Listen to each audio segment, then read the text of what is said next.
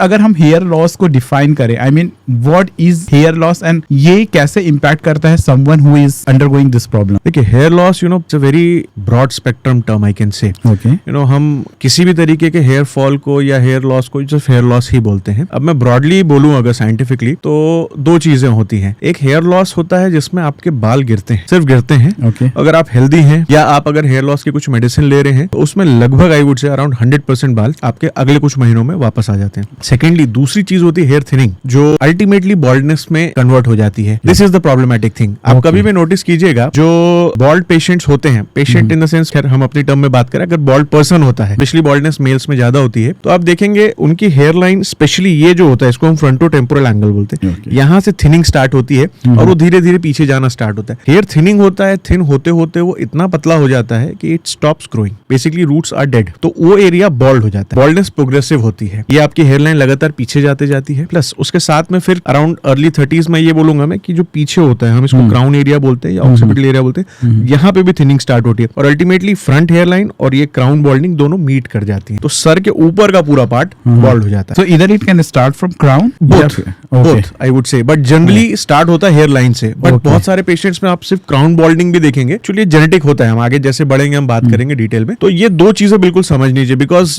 Public सिर्फ hair loss बोलते हैं। बॉल्डनेस हेयर लॉस या हेयर फॉल के कारण नहीं होता है, बॉल्डिंग होती है हेयर थिनिंग के कारण। दोनों सेपरेट एंटिटीज हैं। सो लाइक हाउ, थोड़ा सा और क्लियर करेंगे sir, like what is exactly hair loss, या हेयर लॉस क्यों होता है and how it progress to hair, या हेयर लॉस ही फर्दर प्रोग्रेस होता है to hair thinning, is it like that? No, generally ऐसा नहीं होता है ना। मैंने जैसा आपको बताया, हेयर लॉस मतलब मेरे इंडिविजुअल बाल गिर रहे हैं, है ना। गिर रहे हैं क्या होता है, जैसे आप बहुत सारी कंडीशन है जिसमें बॉडी सडनली शॉक में जाती है, लाइक कोई इमोशनल ट्रॉमा हो गया, या फीमेल्स में प्रेगनेंसी, जैसे बेबी डिलीवर होता है, गेस्टेशन पीरियड खत्म होता है, तो बॉडी सडनली शॉक में जाती है। तो ऐसा कोई भी स्टेट जब बॉडी आपके शॉक में जाए, जैसे सडन सीजन चेंज होता है, आप बहुत सारे लोग नोटिस करते होंगे, सीजन जब चेंज होता है उस समय वो हेयर लॉस एक्सपीरियंस करते हैं, बिकॉज आपकी बॉडी नए सीजन के हिसाब से अपने आप को ढालने का प्रयास करती है। तो बॉडी में जब भी कोई चेंजेस होते हैं, सडन चेंजेस होते हैं, तो आपको हेयर लॉस देखने को मिलता है। बात समझिए, क्या होता है, बॉडी के लिए हेयर जो रहता है not an important entity. Basically as modern humans, हमारी बॉडी में जो हेयर्स हैं वो कॉस्मेटिक पर्पस के लिए, स्पेशली अगर मैं फेस और हेड की बात करूं, कोई बॉल्ड है तो उसकी लाइफ में ऐसा कुछ भी अलग नहीं हो रहा है जो आपकी लाइफ में हो रहा है, है ना। सिर्फ लुक्स का ही फर्क आ रहा है। तो बॉडी हेयर को उतना इंपॉर्टेंस नहीं देती है। पहले जो चेंजेस हो रहे थे, इंटरनल ऑर्गन्स उसके हिसाब से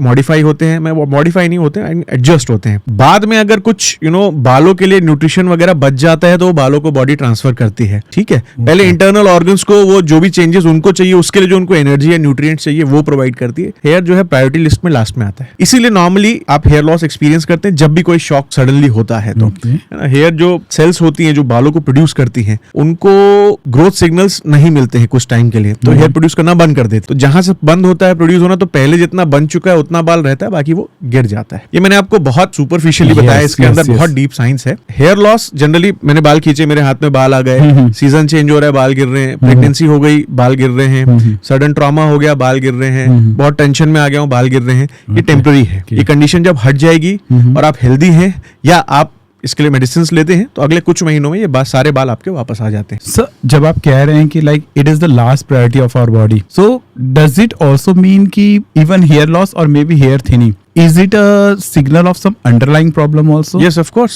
Okay. जैसे हेयर लॉस, अगर जो मैंने आपको सिचुएशन बताई, ऐसी सिचुएशन बहुत सारे पेशेंट्स के लाइफ में नहीं है, फिर भी हेयर फॉल एक्सपीरियंस कर रहे हैं, तो मोस्ट प्रोबेबल रीजन होता है underlying deficiency of some vital nutrients like vitamin B1, B6, B12, B9, vitamin D deficiency, selenium deficiency, magnesium deficiency, iron deficiency, most common in Indian females. तो hair loss बिना किसी कारण के हो रहा है, तो probable reason is some underlying deficiency. Even protein deficiency, crash diet करते हैं जिसमें सडनली आप अपना कैलोरी डेफिशिएट कर देते हैं। तो ऑफ कोर्स मैंने बताया ना, जैसे आप कैलोरी डेफिशिएट करेंगे, आपकी बॉडी में एनर्जी कम आ रही है। तो इंपॉर्टेंट ऑर्गन्स है बॉडी से मेरा कहने का मतलब ब्रेन उनको प्रायोरिटाइज करता है। बालों का नंबर आखिरी में आता है, इसीलिए आप उस समय भी हेयर लॉस करते हैं। और हेयर थिनिंग जो होती है, जो मैंने आपको बताया बॉल्डनेस होती है, ये लगभग जेनेटिक होती है। You inherited from your father, mother और बोथ। तो इसमें अंडरलाइंग कॉज, आप हेल्दी हैं, विटामिन लेवल नॉर्मल है, प्रोटीन डेफिशिएंसी नहीं है, कोई ऐसा मेजर लाइफ में चेंजेस नहीं है, स्ट्रेस नहीं है, फिर भी आप थिनिंग एक्सपीरियंस कर सकते हैं, क्योंकि आपने वो जीन बॉल्डनेस का इनहेरिट किया है अपने पेरेंट्स से। सो डू आई अंडरस्टैंड कि जो हेयर थिनिंग, दैट मींस अगर मैं उसको नॉर्मल बात करूं तो बॉल्डनेस की जो हम बात कर रहे हैं, गंजेपन जो है, that is completely attributed to genetics? Completely I would not say,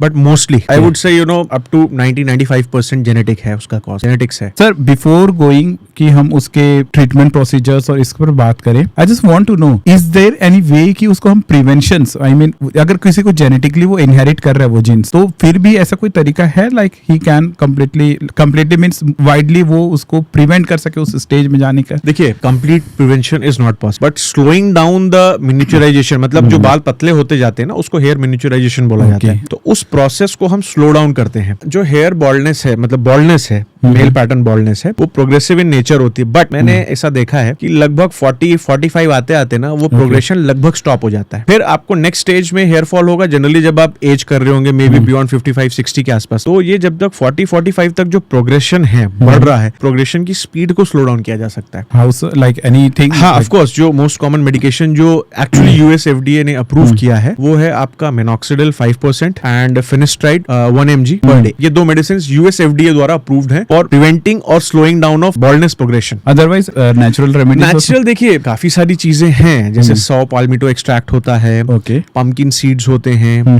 rosemary oil होता है. बट प्रॉब्लम इज दैट ये नेचुरल एक्सट्रैक्ट्स के ऊपर बहुत अभी कॉम्प्रिहेंसिव मेडिकल डाटा अवेलेबल नहीं है, स्टडीज इतनी ज्यादा नहीं है. May be down the line 5-10 साल बाद डाटा अवेलेबल हो जाए, बट ये ऑफ लेवल हम यूज करते हैं. यूएस एफडीए ने तो 2 ही ड्रग अप्रूव किया है, बट ऐसा नहीं है कि डॉक्टर सिर्फ 2 ही ड्रग यूज करते हैं, और भी ड्रग्स हैं जिसमें मैंने आपको बताया ना, जैसे डीएचटी ब्लॉकर्स होते हैं, natural DHT blockers, pumpkin seed बहुत अच्छा एग्जांपल है. इसमें एक्चुअली मैंने रिजल्ट देखे हैं, रोजमेरी ऑयल में अच्छे रिजल्ट आते हैं. 1-2-3 नए मॉलिक्यूल अभी आए हैं, जैसे एनागेन हो गया, प्रोकैपिल हो गया, कैपैक्सिल हो गया. ये नेचुरल प्लांट एक्सट्रैक्ट से हमें मिलते हैं, इनमें भी अच्छा रिस्पॉन्स है. बट ऑफ कोर्स मैं बोलूंगा जब हम मिनॉक्सिडिल और फिनिस्ट्राइड का रिजल्ट कंपेयर करते हैं तो बाकी सारे मेडिसिन उसके आसपास भी नहीं आते अभी तक. इनफैक्ट आई शुड, जो मुझे समझ में आता है कि it's like this, if someone is experiencing this thing, सबसे पहले एक्सपर्ट से मिले आपकी तरह, और फिर then they can choose their way कि वो किस तरीके से हो जा सकते हैं. देखिए, मैं क्योंकि mostly I am into hair transplants, मैं day in day out hair transplant ही करता हूं, तो I come across patient of wide spectrum in terms of age. मेरे पास 15-16 साल के लड़के भी आते हैं, और मेरे पास 70 इयर्स के मेल्स, मेल्स में ना बुजुर्ग लोग भी आते हैं. तो इसमें प्रॉब्लम क्या है कि जब बॉल्डनेस स्टार्ट होता है, नॉर्मली अर्ली 20s में ही स्टार्ट होता है, ये जब आपके पीछे जाना स्टार्ट होते हैं, तो उस समय देखिए नॉर्मली ज्यादातर पेशेंट्स ना एक डिनायल मोड में रहते हैं कि हमको बॉल्डनेस नहीं होगा, हमारे साथ ऐसा नहीं हो सकता. General in terms of every disease Indian psyche में मैंने एक्सपीरियंस किया कि हमें कुछ नहीं होगा. तो जैसे ही वो पीछे जाता है ना, that is the good time for medical intervention. उस समय अगर एक्सपर्ट से मिलते हैं तो मे बी जो मैंने मेडिसिन का नाम अभी लिया, अलॉन्ग विद पीआरपी, जीएफसीज, आपके हेयर लॉस या हेयर थिनिंग प्रोग्रेशन को हम काफी स्लो डाउन कर सकते हैं. बट ये इनिशियल जो 2-3 साल रहते हैं ना, ये डिनायल में और होम रेमेडीज में लोग या इधर उधर की बातें सुन के अलग अलग चीजें प्रयास करते रहते हैं, उसमें 2-3 साल बड़े इंपॉर्टेंट लॉस्ट हो जाते हैं, जो क्रूशियल टाइम है. उसमें क्या होता है कि आपका बॉल्डनेस तब तक grade 1, grade 2, may be grade 3 तक प्रोग्रेस हो जाता है. और एक बार बॉल्डनेस आई वुड से कि ग्रेड 2 या उससे आगे गया, तो अगर फिर आपको हेयर रेस्टोरेशन चाहिए तो हेयर ट्रांसप्लांट इज द, के अलावा और कुछ काम नहीं है. बिकॉज स्टैंड अंडरस्टैंड, जो भी मेडिसिन हम दे रहे हैं, ये सारी मेडिसिन जो होती है हेयर की रूट में जाके काम करती है. और जिस एरिया में बॉल्डनेस हो गया है, मैं कॉमनली बोलूं ये लाइट्स चल रही है, इस एरिया में आपके कुछ, जैसे मेरा भी ये एरिया आप देखेंगे ये चमक रहा है, ये of course age related hair loss इतना एक्सपीरियंस है. जो एरिया स्कैल्प का चमक रहा है वहां पे रूट्स नहीं है,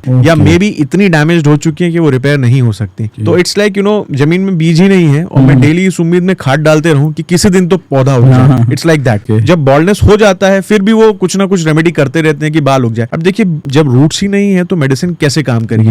बीट नेचुरल मेडिसिन या एलोपैथी, आयुर्वेदिक, कुछ भी आप लें, वो रूट्स पे ही काम करती है. रूट्स नहीं है तो क्या फायदा? तो वो जो इनिशियल 2-3 साल जो रहते हैं ना, वो बड़े इंपॉर्टेंट है. तो मैं आपके व्यूअर्स से ये कहना चाहूंगा, आपको लगे कि आपकी हेयरलाइन जिससे ही पीछे जाना स्टार्ट हुई है, please see expert and start the treatment as early as possible.